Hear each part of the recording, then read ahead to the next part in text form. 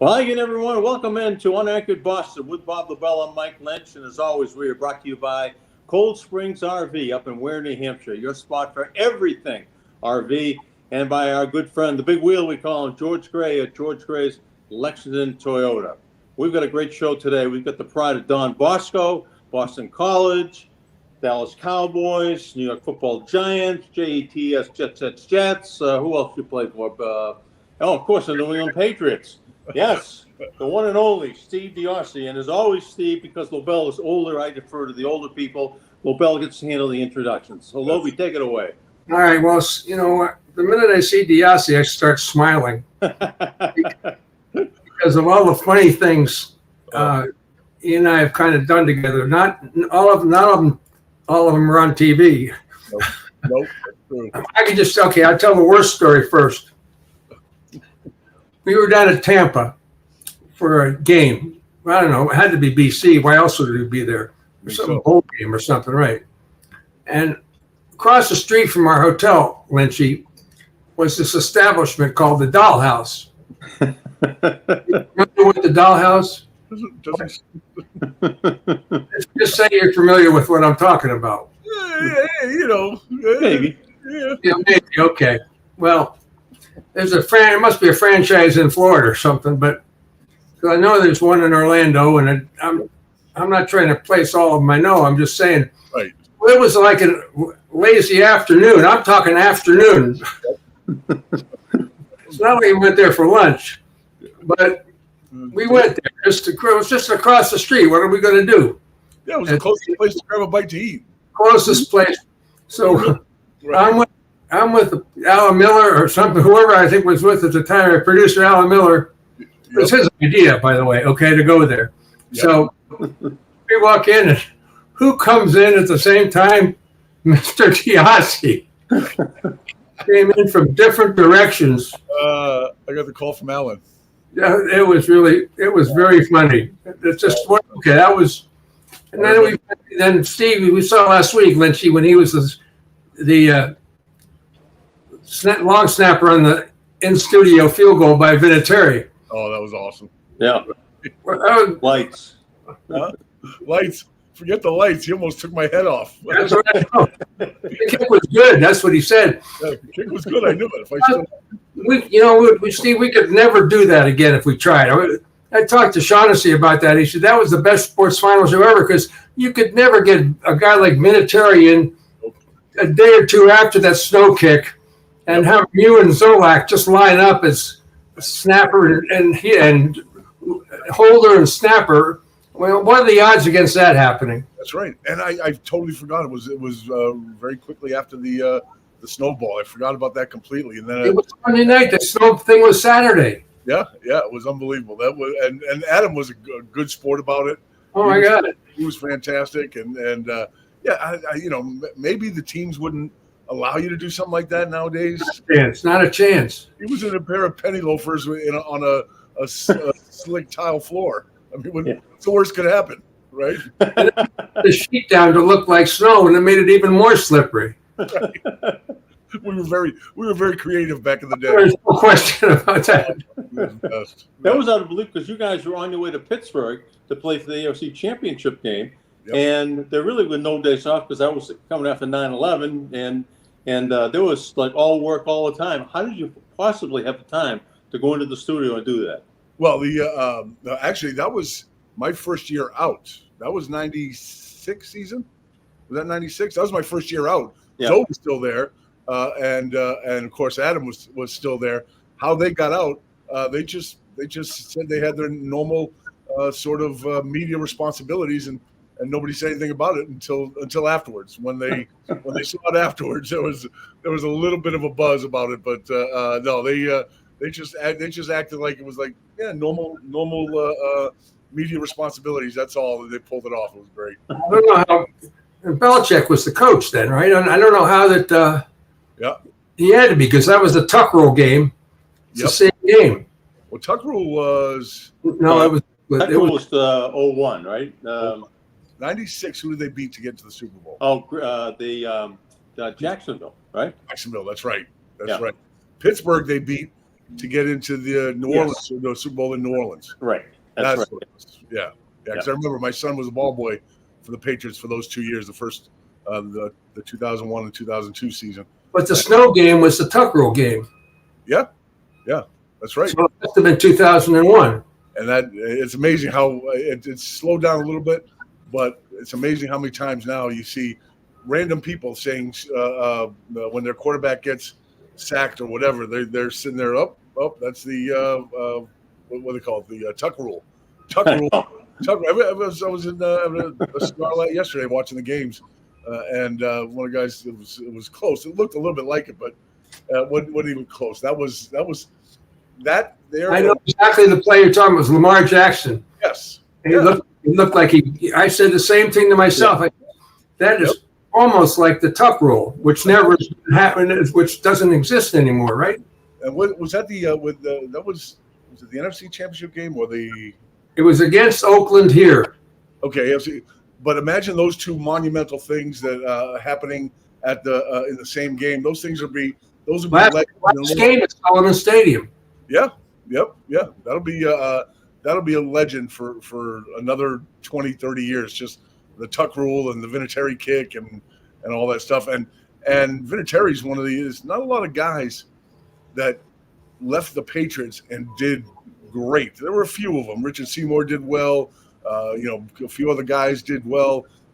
You saw that, of course, Vinatieri killed it when he left to Indianapolis. It was one of those things, and he was always.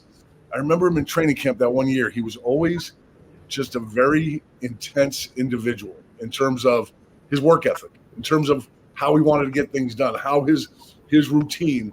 And a couple times it was annoying, but I was like, he's a kicker. I don't care. Let's do what you got to do. And he was probably as mentally tough. Him and Matt Barr were the two most mentally tough kickers I've ever come across.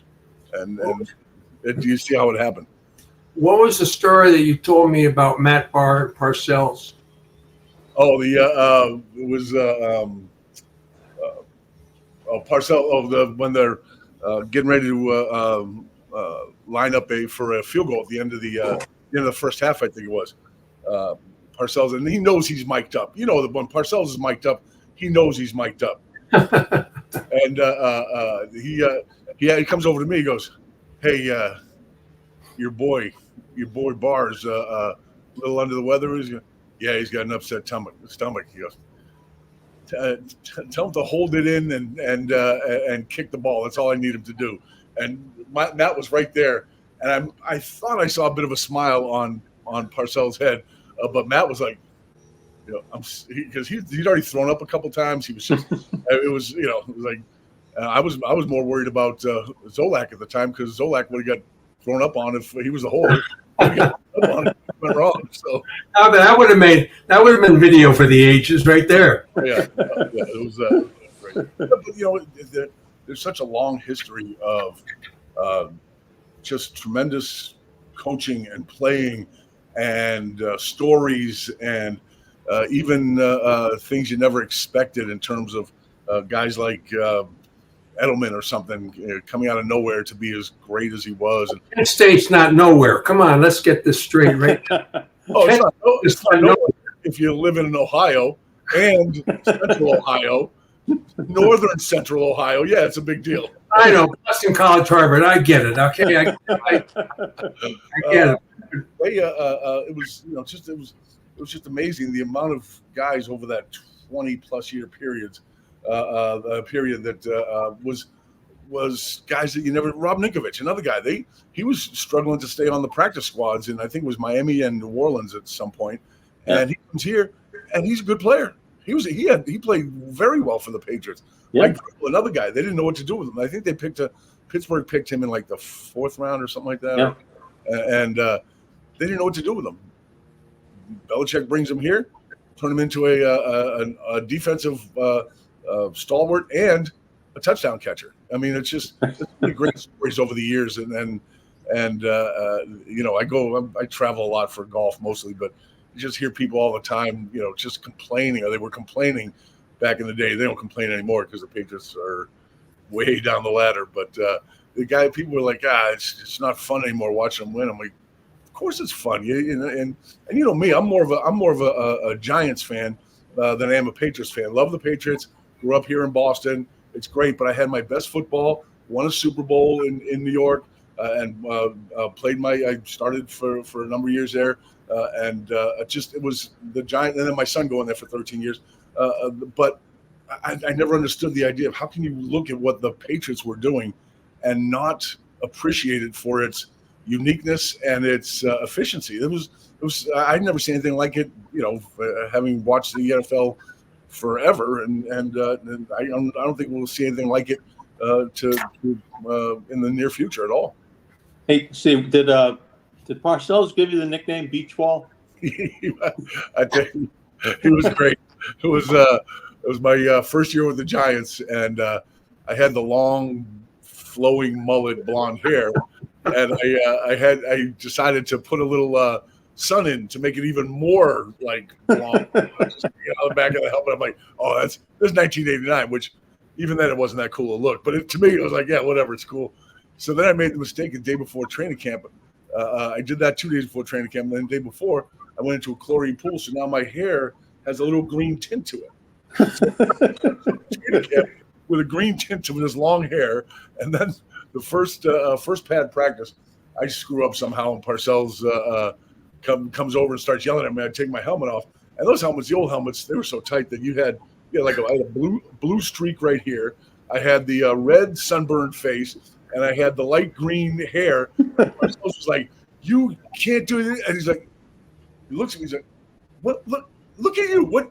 You look like a goddamn beach ball. You're soft, round, and multicolored. Look at you!" It stuck for. He was so proud of himself about that day. It just stuck forever. Even when I was one of the guys that spoke at a Hall of Fame banquet for him, he immediately brought it out. It was just great. Matter of fact, this past summer I talked to him here and there, and so I called him, and he kind of giggled when he answered the phone. And I realized, every time I call him, he giggles. And finally, I said, "Coach, why do you giggle every time I call you?" He goes, "Your caller ID says beach ball." Come on. I loved it. A grown ass man like that just having fun with something like that was great. Just great. Yep. Yeah, you had a great relationship with them, and I know a lot of guys did too, but I think yours was really special. Well, there was something there that he had been telling me for a number of years while I was in Dallas. We played him twice a year, and I was always one of those in basketball they call it a gym rat. I was always out on the field an hour and a half before the game. You're only out there warming up a half hour, 40 minutes before the game. I was always out there throwing the ball around and whatnot. And Parcells would come over and I wasn't starting at the Giants. I was playing all the special teams and a little bit of goal line and short yardage. And I might have started 5 games in 5 years in Dallas. And Parcells would come over to me and said, "Listen, I'm going to get you out of here whenever you're available. They don't know what the hell they're doing with you. They don't know how to take advantage of what you can bring to the table." And then when Jimmy Johnson came in, he wanted smaller, faster linebackers. So I got on the trading block, and Parcells stepped up right away, immediately, and traded for him. And then that just turned out. Harry Carson just retired. So if Harry was there, I wouldn't have seen the field, of course, because Harry's a Hall of Famer. But Harry had just left, and I ended up winning the starting strong inside backer job, and Parcells gave me a fair shot to win it, and I did. I came into camp and won it. And what there's so many reasons to like the guy, so many reasons for me to be appreciative, but what it always comes down to is that the guy was honest, and he never lied, and he wouldn't tell you something just to make you feel good about yourself, or he wouldn't tell you something that he didn't believe. And that's all you want from a coach. You just want the coach to be honest with you. And most guys are honest with themselves about where they are in the league and how they fit in and with whatever team they're at. That's all you want from a coach. And Parcells and even Belichick was like that all the time. You always knew where you stood no matter what with both those guys. What are the other coaches? Was it Bicknell? Did you play for Jack at BC? Jack Bicknell at BC, and the offensive coordinator then for Doug Flutie's offense was Tom Coughlin. And then Tom Coughlin left there to go to Green Bay. And then when I come to the Giants, Tom Coughlin was first off at the Cowboys, it was, of course, the legendary Tom Landry and Gene Stallings, who after Jimmy Johnson came in and took over the Cowboys, he went to Alabama and won a national championship there. And I played for Pete Carroll for half a year, who was a very, very smart coach. Bill Belichick, just a lot of very, very good coaches that I learned so much from. I thought I knew enough about the NFL in Dallas, and I probably knew enough to get by. But I get to New York, I get to the Giants, I learned a whole new world of football, and I didn't realize that there was more to it than what I'd already known. I just thought I'd been in the league for 5 years, and I was like, okay, I kind of got this sort of figured out. And you come to the Giants, and it was different. It was different. And then when Parcells took over the Patriots, he brought a few of us up there that played for him at the Giants to sort of get the mentality going with instead of by rule you can't demand that the players come in before 9 o'clock and they have to leave by either 4:30 or 5 o'clock. But one of the first things I noticed with the Giants is I'd show up at 8:30 thinking I was early, and there's already 28, 29, 30 guys in there watching film and doing whatever they had to. And then staying after practice, you'd send a rookie out. This is before DoorDash. So you send a rookie out to go get 400 chicken wings, and you sit there till 7 o'clock at night. And that was just the way it was.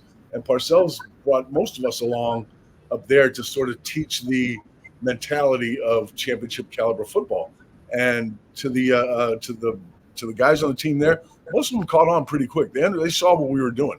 And the other thing they told us to do is don't do it all the time, but every once in a while wear your Super Bowl ring into the locker room, just to remind these guys, why you're doing what you're doing, why you're coming in 2 or 3 hours early, why you're leaving 2 or 3 hours late. And it worked. It worked. The guys were very receptive, and guys appreciate it. It's one of those things, one of those little things, because you can't tell a guy, you can't tell the players as a coach, you can't say you need to stay till 7 o'clock or 8 o'clock watching film. Well, let me ask both of you guys, Steve and Mike, both of you. Let's just bring in talking about coaches' influence over the culture. Yep. I mean, aren't you talking? Isn't that what you're saying? That coaches creating the culture of the organization in the locker room. Yep. I'm going back to the Baltimore game yesterday, and the Harbaugh. I have no opinion whatsoever on John Harbaugh, but I'm just saying they imploded. I mean, they did really stupid things. They did. Frequently. Yep. I'll start with the taunting. I mean, I just don't get it. Things like that. Well, I can tell you what Baltimore seemed to be doing almost immediately. They wanted to reestablish that thug defense, or that thug team that they had back with Ray Lewis and all those other guys. They're not that good. They're a good defense, good talent, but they're not as good as those defenses. And they thought that they were undisciplined and just did all sorts of crazy things offensively and defensively. The first thing with Zay Flowers, he turns around and moves the guy's arm out. That I could almost understand, because the guy was holding on to his leg. That's fine. But then you drop the ball and the ball hits him. That's automatic penalty right there. And then you're getting over him doing the taunting. I get it. You're a rookie, right? He's a BC rookie, right? You would expect that you understand you can't make those mistakes in these games. You just can't do it. And then he goes over. He likes to triple down on the stupidity and goes and smashes his hand on his helmet or the bench or whatever. I think that there's a fine line between getting guys fired up to play and allowing guys to remember that they still have a lot of responsibility and they have to still act in a certain manner to be able to be successful. You can get a team all fired up, and that's what it kind of looked like. We saw a few scruffs in there. There was a couple times where they were pushing and shoving after the play. Come on, you're a good team. Baltimore's a good team. You didn't need to do that stuff. There was a lot of that stuff. I mean, they just shot themselves over and over again all the time, and that's not being prepared. And the closest one I saw to that was Dallas when they lost to Green Bay. They didn't look as bad as Baltimore did, but they just looked unprepared for that game. And I think Baltimore thought they were going to come in and just push that team around and hit them and try to out physical them and all that stuff. And they make so many dumb mistakes. You can't overcome that many dumb mistakes. It's virtually impossible. And that's the position they put themselves in. That's just and coaching has to be part of it. Coaching has to be the biggest part of it. Leadership on the team has to be part of it. The leaders of the team have to remind everybody, we got to be fired up, but we got to play smart. You know what, actually, it was like they spent more time consoling these guys after they made their mistakes. I know. On the bench with their arm around them. Yeah. I mean, you just made a stupid play that you got a penalty for, and then you go to the bench and you smash your hand. Well, you're doubling down on stupid. I mean, it makes no sense that you're doing something like that. But he's a young guy and probably got caught up even easier in the, we're the hard ass Baltimore Ravens and we play hard and tough and I mean, I don't know how much is Zay Flowers. Is he 200 pounds? I mean, you're flexing on an outside linebacker. I mean, come on. But again, coaches, team leaders have to be the ones that put a stop to that before it even happens. That was I can't recall a game of that stature where the team just completely spit the bit. And So do you think Harbaugh oversold it, or the assistant coaches oversold it, or what do you think, Lynchy? What do you think happened? It started right before the game, and with I think it was the DBs might have been jousting with each other. They had to be separated. Yeah. Then what's his name? All his kicking tees were down in the Kansas City end zone, and it started early. And it's crap that you see from losing teams. You don't see it from winning teams. And you want to, and I'm pretty sure that Lamar Jackson's going to win the MVP. Votes are already all in, but regardless of the loss yesterday, it was it's still you're not getting over the hump. There's Buffalo's another team. They're not getting over that hump. You're mentioned every year as a team that could go to the Super Bowl for the last 4 years. Same thing for the last 2 or 3 years with when Lamar Jackson was actually playing. We had to sit out that one time. They were contenders, but you can only have so many years of contending and not getting over the hump. Even just getting to the Super Bowl is part ways over that hump. They just can't do it, and part of it's Kansas City, part of it's themselves. Just kicking themselves every time they had a chance to do something. They'd find a way. Not just to not do it, but to add something dumb to it. Did you ever have any interaction with Andy Reid? I have. Yep. Yeah. Andy Reid's a wonderful person, absolute tremendous guy. I met him at the Pro Bowl that my son was in. And, and we'd known each other briefly before and just sat and had a great conversation with the guy. The guy's just a very likable and sneaky smart football guy. He's got a wealth of knowledge about the NFL and about football and the history.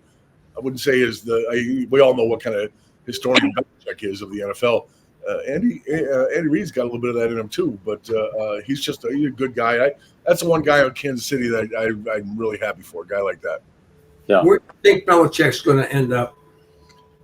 It's I said it right when this thing came down. That right now the trend in the NFL is you get that young hotshot offensive coordinator who's aggressive and can start scoring a lot of points. They're doing it everywhere. The problem is there's not enough of those great quarterbacks to go around. When he started talking to Atlanta at first, it was interesting, but I'm thinking, what's your quarterback situation there? You're going into a very similar situation that you had in New England. So. I don't know. I can't. There's only 2-3 spots left to I think. To open.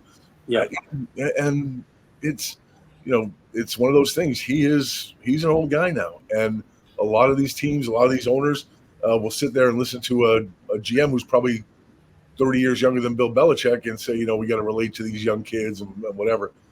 Is there truth to that? Maybe, but you give me the opportunity to be coached by the greatest coach in the history of the NFL. I don't care what kind of young hotshot you have that's running up points in the game. I'll go with the proven greatest coach in the history. And what about TV? Let's say he doesn't get one of these jobs. He's not going to the UFL. I've got to believe that's not happening. No. That's a Vince McMahon thing. Right. Vince McMahon always says some great stuff. He understands that business as well as everyone. But I think you bring him in as a studio guy, I think he'd be incredible. I mean, we saw him on the. I think that I wonder if I'm sure those guys have at least somebody in some boardroom had a conversation about, well, who are we going to take out? Gronkowski? Are we going to put Belichick in? Are we going to, blah blah blah? Yeah. Well, then all you got to do is look at the two things. One thing he did with Parcells, remember that? What was that 30 for 30? I think it was. And then the thing they did about the greatest 100 players in the history of the NFL. You get him talking about that stuff. And I learned that early on when we were interviewing him every Monday for 15, 16 years. I realized that if you could find a way to frame your picture in terms of him being able to teach something about football, or him being able to show something about the history of the NFL, or how things are done and were done and why they're done, he's got a great knowledge of and he's done it in over what? How many years has he been a coach? 40. Not head coach, but 40 years. Mike, what was he like with the Belistrator? You worked with him. Stevie worked with Lynchy on the whatever. Well, at first, we had a 10-minute sit down with him, and we split into 2 5-minute segments. Yep. But it was all conversation, and it was really like watching paint dry. It was just awful. So then we said, what is his strength? And his strength is diagramming plays. So the first thing we brought out a whiteboard. And he was, and I said, okay, this isn't bad. We'll talk to him for 5 minutes about stuff. Then we did the board, and then we got a telestrator, and he was in his element. I said, bang, we get a home run. Now a viewer wrote in and said, why don't you call it the Belistrator? So none of us in the media came up with the idea. It was just some viewer, it's like Steve from Randolph, said, call it the Belistrator. And I never knew who the guy was, but that guy should get the credit. It's still to this day. It was called the Belistrator, and that made things. And then he get into it. Like I would think we would come in on a Wednesday morning, and he would already have 4 tapes and have them all queued up in the machine, ready to go. And he had done that work himself, and he really get into it. And that was his forte. Right. I mean, you've been with him in defensive meetings, Steve, and you know how it is with that stuff. Yeah, 100%. He pays incredible attention to detail, but he's also capable of absorbing and holding an incredible amount of details. And the one thing that that was unique to any coach I'd ever been around, like I said, I was around some very, very good coaches. When I first got to the Giants and won the starting job back in '89, I remember being in the first meeting and Bill Belichick, we're on a defensive meeting, and Bill Belichick says, "Hey Steve, what do you think of such and such?" I'm like, "Yeah, coach, whatever you need." Shuts the light off, turns the film, shuts the light on, turns the film off. What do you mean? Well, what do I need? Don't try to tell me something you think I want to hear. All right, you're not able to do that. Tell me. I asked you a question about what you thought of something. You have to be honest with me. You have to tell me how you feel, and if you're capable of doing what we're asking. And if you're not, then that's fine by us. We'll figure out something else that works. You're going to be penalized for telling him, Coach, I'd rather maybe take him on with my right shoulder instead of my left shoulder. That way I can stuff the B-gap with him and blah, whatever. Something simple like that. And it was the first coach that I ever was around that actually wanted my opinion. Now, granted, he wanted Lawrence Taylor and Tom Brady's opinion a lot more, but that's thoroughly understandable. And when I asked in one of our weekly radio sessions, I asked him about that scenario. He said, I could watch 1 million hours of film, and I'm still not going to see the field the way you guys see it out there. If I can get some information from you guys about what I can't possibly see on film, then that could help I could learn as a coach and maybe help the team win. He looked at it in terms of how do I get an edge on whatever. What can I use to become a better coach and make the players better? And that was unique in the NFL back then. So I used to have this conversation with him. I said, Bill, how many games are won Wednesday, Thursday, and Friday before you even get to Sunday at 1:00? He says, a lot. He says a lot of games, are won by practice, what we see in film, and what we have going in. Did you find that to be the case? Yeah, absolutely. And fortunately, in the Belichick and Parcells years, we were always well prepared, and it was. And even if we saw something, I can remember very clearly the first game that I started for the Giants, and for the Giants, and we figured out the whole game plan. We got the game plan is only 25% of the actual playbook, so they pick and choose what they want to use. After one series, they went like 5 plays, 25 yards, whatever. Belichick comes over, gets the defense together, and says, "Okay, everything we studied, scrap it. All right, we're going back to this, and this." I'm like, and LT's like, he's like, "That's a record." Nope. Usually, the best I saw was 2 series. He just threw away the whole playbook on after one series. But he also understood that everybody there was capable of doing that. Of you didn't practice any of these things, but you had to know it. I'll tell you the other thing that Belichick did. Remember, we always talked about the next man up. That's one of the phrases that's been used around the Patriots for so long. He was the first coach. I noticed it early on. In your limited practice time, you don't have a lot of plays for your starting offense or defense to play, so you got to let your starters do as much as you can. Bill found a way to make up for that. He would put pressure on because he would put pressure on guys by asking them the questions in meetings. So a backup player now all of a sudden just can't sit there and say, I'm a backup player. I'm not going to worry about studying or whatever.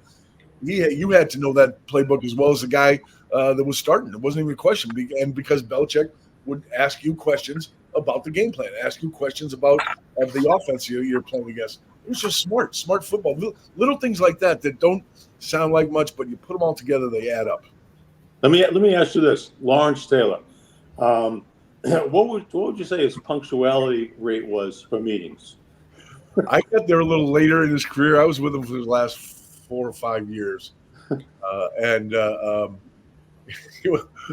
was a point where you'd be in the meeting room and you'd have the basic wall and the film the video cameras back here, and you got the big white screen up here. LT liked to sit down in front of the white screen because that's where he would sleep.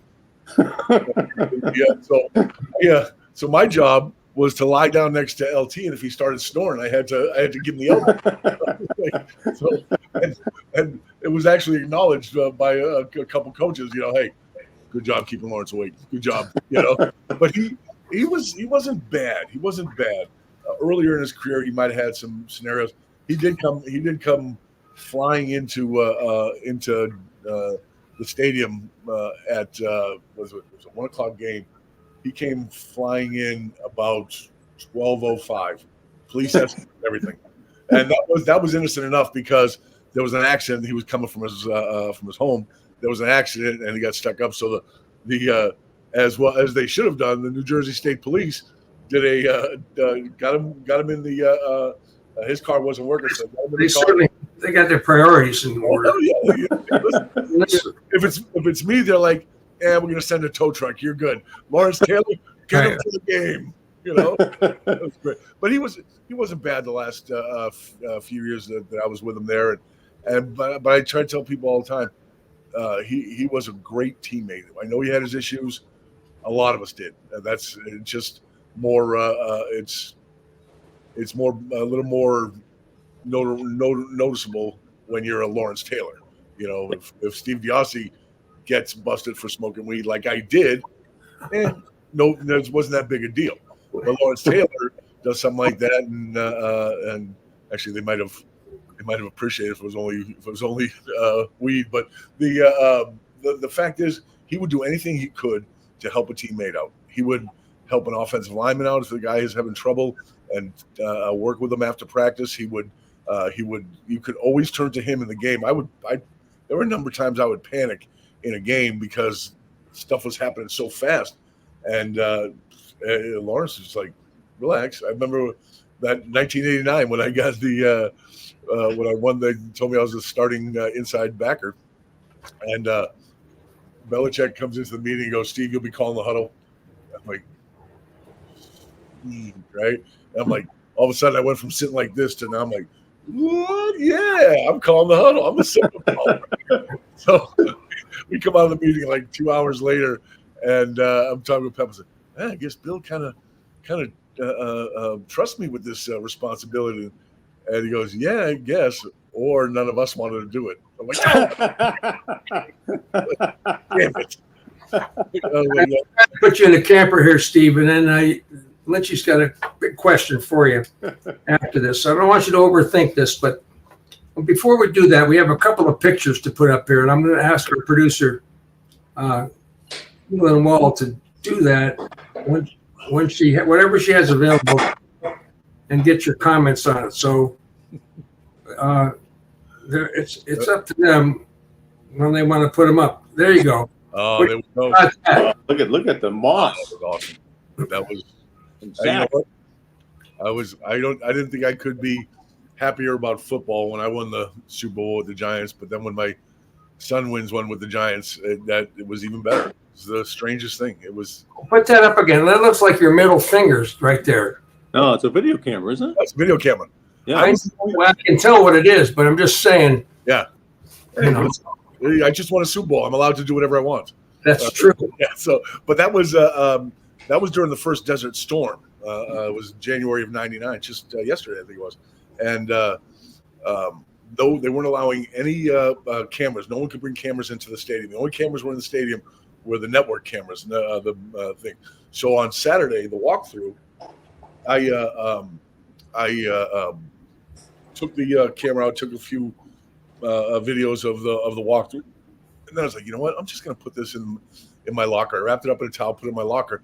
Coming in at halftime, I'm like, something's going on here. This is, I wasn't saying, hey, we're going to win this game. I know we're going to win, but I was like, something's going on. So I asked Eddie Wagner if I could he's our equipment manager, if I could wrap that in a towel and put it in the equipment box. And when I came off the field, I grabbed that camera that lined up for the field goal, and I videotaped the entire field goal and all the celebrations and that. And it was amazing at that point. Before you read the commercial, Bob, I want to tell them something about people may not know about is Steve's son, Zach. Zach went to Phillips Andover and was a quarterback. Yep. And a damn good one, too. I saw him play a number of times. Yep.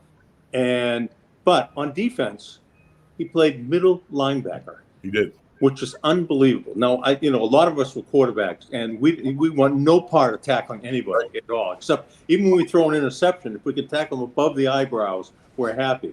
But Zach was like Dick Butkus as a middle linebacker. Then he was a quarterback, and he was the long snapper as well. He went to Brown and had the same job. But I can never remember a quarterback being a middle linebacker. Yeah, it was just about doing whatever you can to help your team win. That's. What was that game, Steve? That Zach with a picture of Zach. That's I think that's Patriots. the Super Bowl. The Patriots, wasn't it? Because Tom Coughlin was there. That was the Super Bowl 52.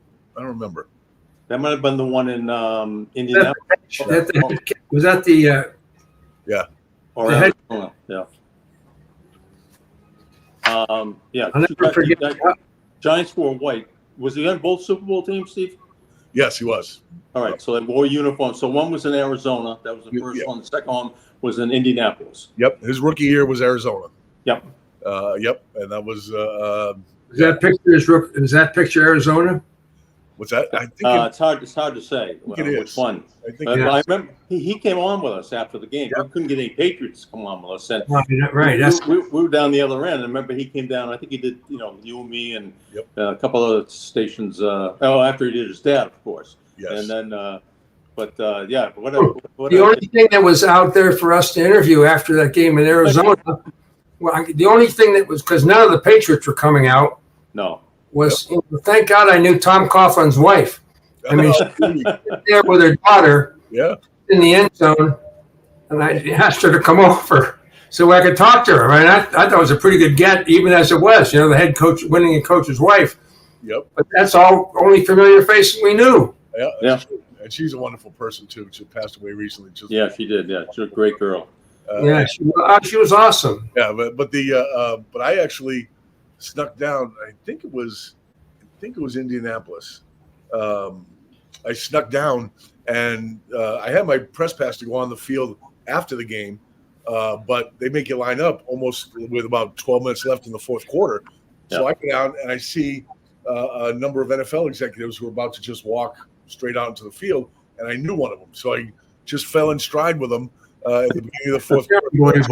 You're unbelievable. I started talking to him. Hey, he's a Don Bosco guy, Yeah, listen, nobody said anything. It was all good. Probably couldn't get away with it now. Now I'd be, mobbed. And I remember sneaking behind the Giants bench and like, psst, psst. My son turns around and he goes, "Buddy, I think you're gonna win." He goes, "Get out of here." But that was again. I know 2007 was more unexpected than the 2011, but Tom Coughlin's a brilliant coach, and what he did was he had in 2007 he had 4 very good pass rushers, and he basically told them get off on the ball, and we're going to force them to want to run the ball because we're going to get after Brady nonstop, and if we can't win a shootout. But we can maybe win a ground war against the Patriots. That's the way they thought. So he just turned Strahan and Tuck and DeOssie and another one. And they were in sprinter stances the whole game, just getting off on the ball. And if they stopped the run, it was by accident. That was for the linebackers to do. So it was that was just an amazing game plan all the way around. Yeah, we'll ask you about the key play with Rodney Harrison on the one end and Richard Seymour on the other end. I mean, two Hall of Famers potentially on either end of that play, and neither one of them could make the play. Yeah, and it was bound to happen. Yep, and I think even then, I think that if it was a regular season game, they might have called in the grasp. There was all the reason in the world to, but sometimes they let you play a little bit in the Super Bowl. The refs don't want to get in the way, so they don't want to be the ones that made this call that everybody remembers the game about. So but that was, and then to complete that pass against to a receiver, he was their number 4 receiver too. It's not like he was Plaxico Burress or number 4 receiver with 0 catches. Yeah. And you know what? It takes freak things like that for a team like the Giants to beat a great team like the Patriots. You have to have a few freak things happen here and there. Kind of like this is a freak thing. It's a commercial. That's so I have to put this in. We have this question for you, Stevie. Right. So hang on there, number 99. I have to figure out who picked that number for you. But you can. I'll answer that question later. This is about camping. I don't know if you're into this, Stephen, but we want you to be. So get ready for 2024 with a new RV, recreational vehicle. Cold Springs RV is the latest, and they call them pop-ups, travel trailers, fifth wheelers, and motorhomes. When you need an RV or service on an RV, get to Cold Springs RV in Ware, New Hampshire, which is just west of Goffstown, which they just named after Jared Goff rather. Now Goffstown, and it's north of Drake. So if you need an RV or service on one, Cold Springs RV in Ware, New Hampshire is the place to go. Check out the all-new Winnebago Access travel trailers now on their lot. I don't forget to tell them Roby and Lynch sent you. So learn more, coldspringsrv.com. Go online and figure it out. And now, Steve DeOssie, number 99. First, okay, where did you get 99? And then Lynchy's got the question. My high school buddy at Don Bosco was this crazy little. We played linebacker together. I was 6'2", 230 pounds. He was 5'7", about 155 pounds. Linebacker, and he was one of my best friends. Him.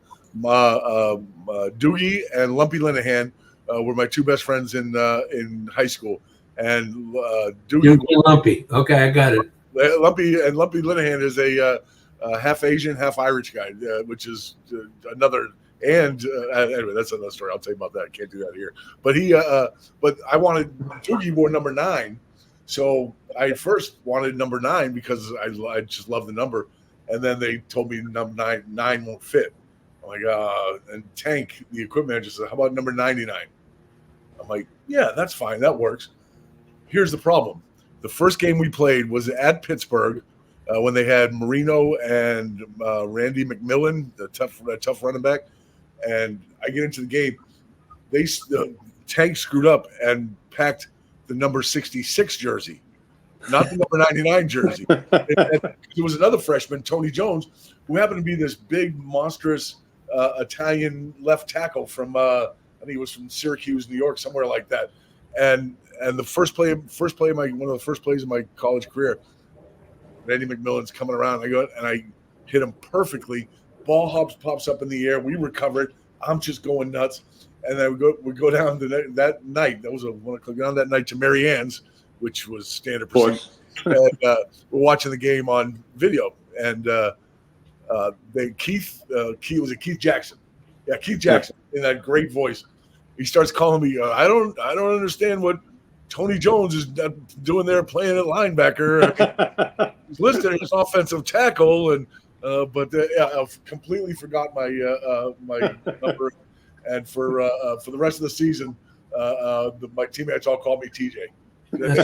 A great play, and who doesn't want Keith Jackson to talk about you? Of course, you got the right name. All right, here the deal is campers. We're talking about, I want to read this again. We're talking about RV camping trailers, which is going to segue into Mike's question. All right. So here we go, Steve. Since we're a low budget show, we don't pay our guests. But we don't pay our hosts. Right. But remember that John Madden had a Madden cruiser because he was afraid to fly. Yep. So Cold Springs RV is building a Lobel cruiser, a Lobel Lynchy cruiser. All right. Really? When it's finally built, Yep. we're going to let each one of our guests take it cross country from Boston out to the West Coast. We'll fly you back, but you have to pick one person to ride shotgun with you. Somebody you want to talk to riding across country. Now, it could be somebody alive, someone deceased, someone past, present, sports figure, entertainment figure, whatever you want. So who would you want to I don't have to actually spend that time with them. I just who I want to spend time with. Yeah, who you want to shotgun and either have a conversation with for 5 or 6 days, or listen to, or who you think would be good company. Okay, good. I'll think about that. You want an answer right now? Yeah. Shoot, let's see. Don't Lumpy? pick.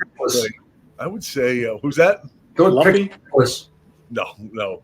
I would say probably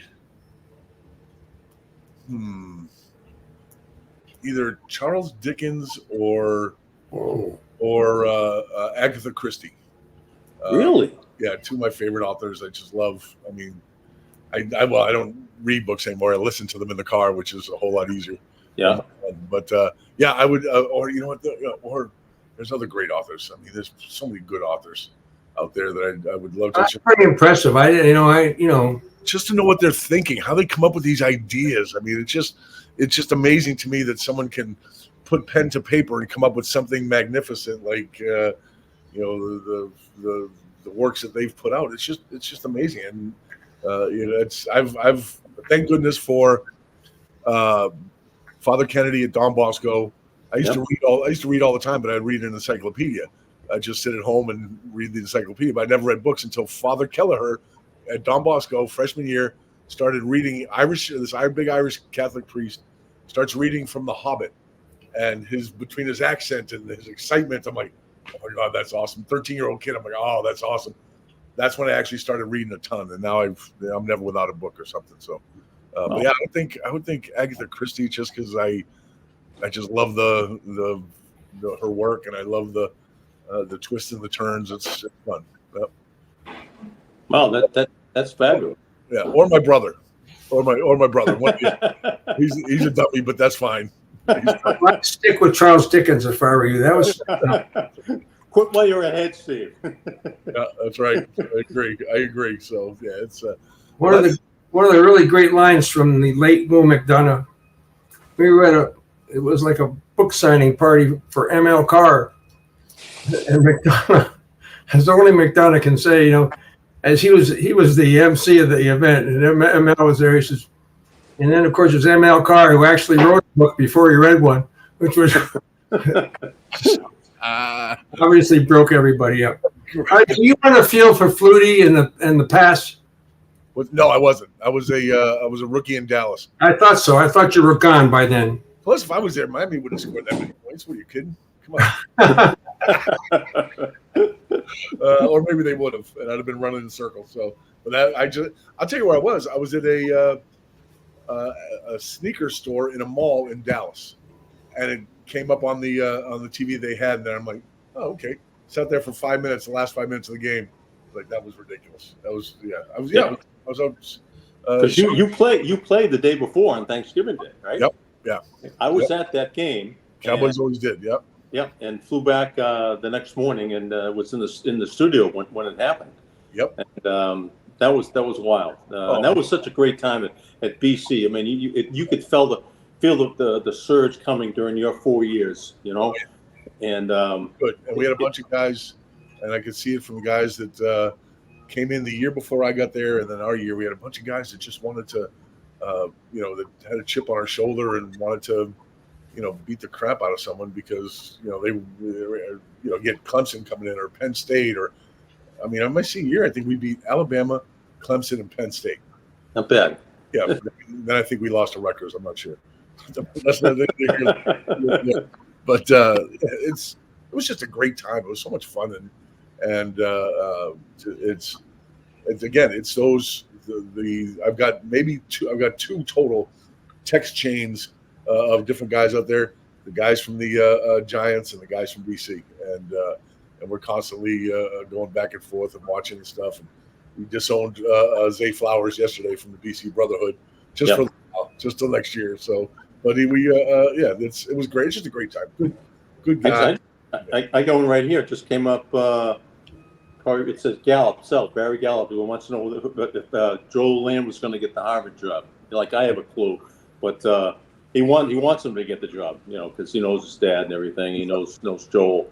But Barry Gallup was one of your coaches, and he was my hero growing up in Swampscott. I was his water boy, his ball boy, and his bat boy. Everybody wanted their son to be Barry Gallup. Yep, Without Barry, I don't go to BC. I never even want to take a visit. I mean, remember 2 years before that they were 0-11, and Klebeck was not a personable guy at all. Barry was, but I never even took an official visit there. I visited Notre Dame, Miami, where else?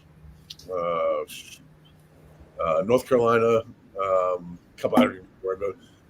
But I wasn't going to talk to BC, and when I found out that every school in the country looked at me more as an offensive lineman than a linebacker, I kind of talked to Barry about it and asked him. I said, "Listen, if I come there and because back then, if you signed up and then changed your mind, you had to sit out a whole year.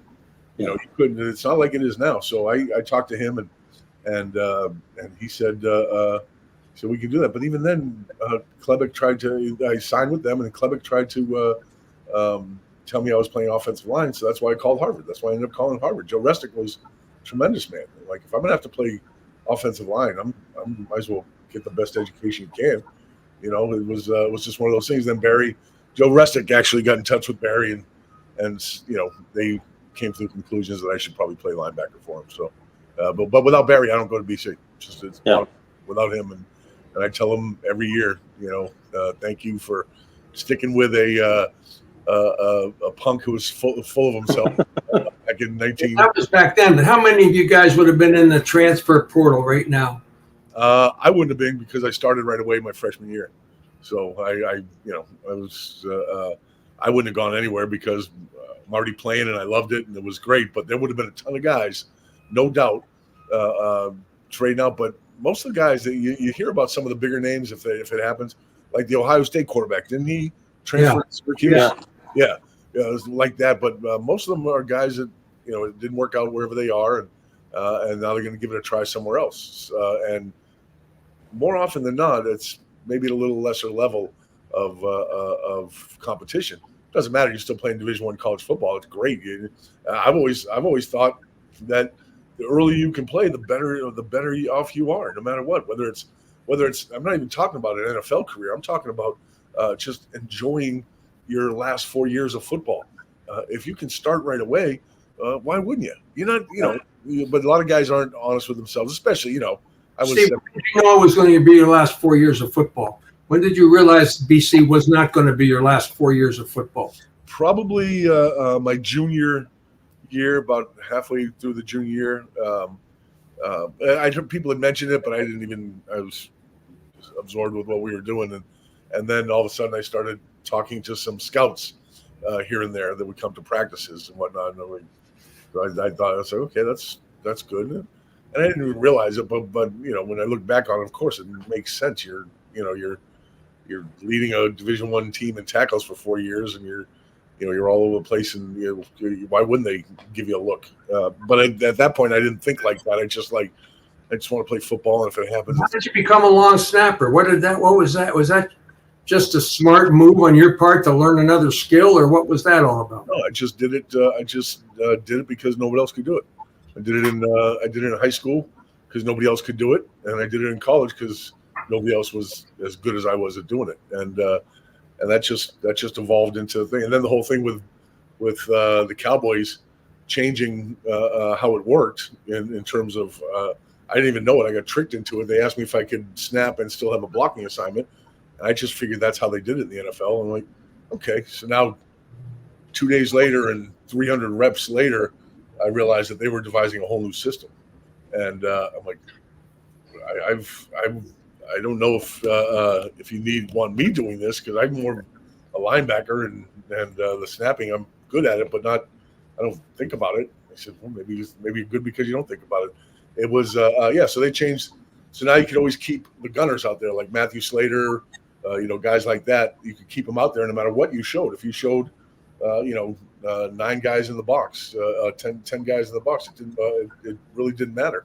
You could, as long as I could make a blocking assignment, then and Belichick talks about it. He's talked about it a few times in his press conferences too.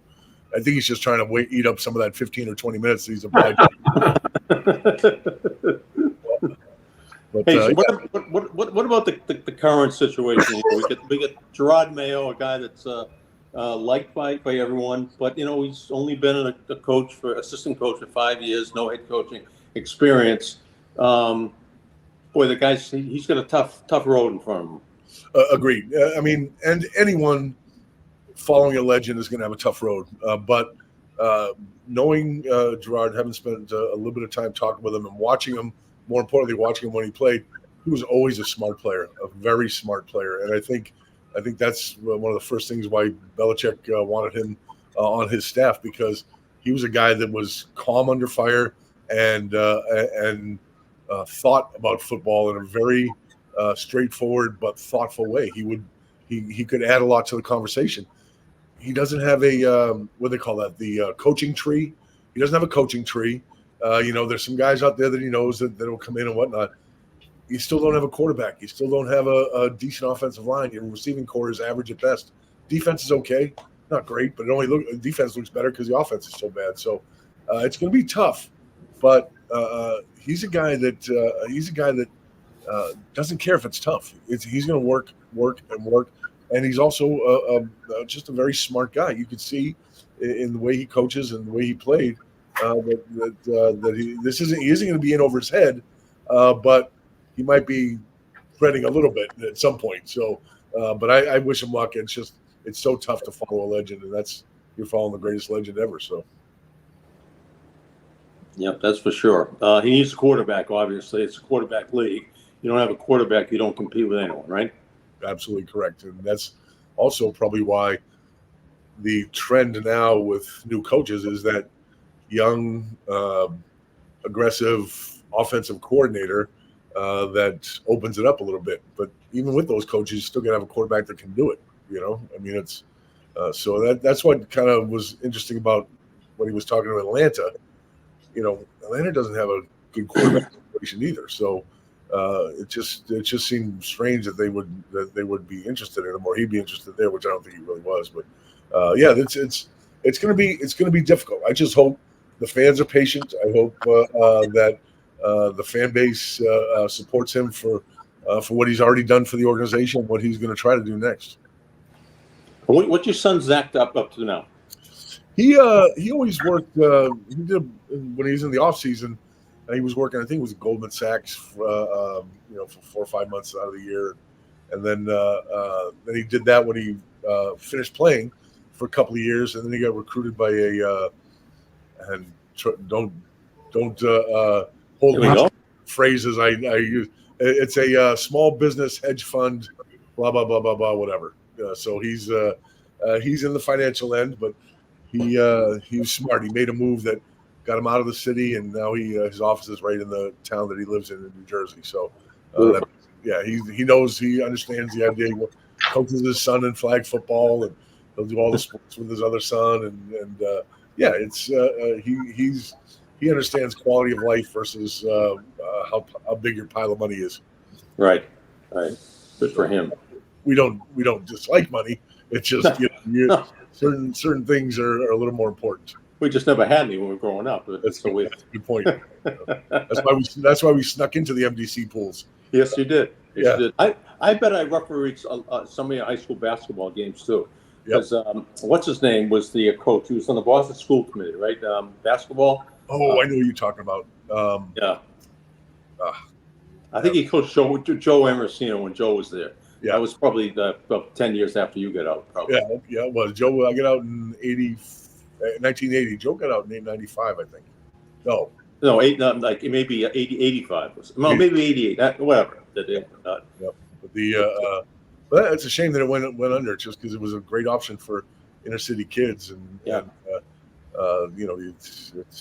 all the normal schools are great, but there's a room for tech schools in there, and they were college prep and tech. So it's a shame. I have a lot of buddies that did well coming out of there on the tech side. So, but I talked to Joe Emersino about it all the time too. I love going to Don Bosco in the great place. And then I get to college, and I'm talking to guys who were playing in Ohio in front of 35,000 people on a Friday night, and I'm trying to explain to them that we didn't have a home field. We never had home games. Not only that, we didn't have a practice field. We had one that we used most of the time down at Science Park, but every once in a while we had to go get on the subway and go somewhere else. It was these guys. The guys are all the guys that they were getting recruited out of Moeller and all these other. Like, you're full of it. There's no way. I'm like, oh, all right. What it was, it's one of those things. And we never down the end of Tremont Street, right? Right on the other side of the used to be the music hall. Yeah, the music hall. Yeah, right on the other side of that. That's that garage right there. Nice pool, nice gym. I don't think there's a blade of grass within 12 blocks around there, right? I don't think so. There's a couple of bushes in a park right across the street, but they look like they're just holding on. I loved it. I never even thought about growing up in the city. I never thought twice about it. We were riding the Green Line by the time I was 6 years old. My mom. I feel like I missed out on a whole educational process. Going from Ohio, where they had grass, no traffic, and things like that. Listen, there was no such thing as a Green Line. There was no such thing as a prep school. Prep school was like going to vocational college. Prep school was like going to formatory school. Yep. Oh yeah. I mean, come on, it's just it was. It's been wasted. With the MDC pools, when I was probably 6 or 7, I think we're still in the housing projects in Fidelis Way.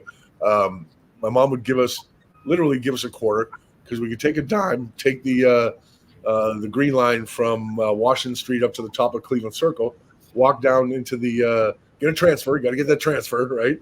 Walk down to the MDC pool and pay 10 cents to get in, and you had a nickel to go over to Arthur's Penny Candy right across the street. And I was like, "That's." What did Lynch know about it? He grew up in Swampscott, for Christ's sake. That was Thug Central back in the day, right? But it's one of those things. Swampscott. Yeah, you don't even think about it most of the time. It's like it was great. It was fun. And where did Travis Kelce grow up? He grew up in Ohio. Where did Mike Vrabel grow up? He grew up in Ohio. Where did Belichick learn all this stuff? He learned it in Ohio.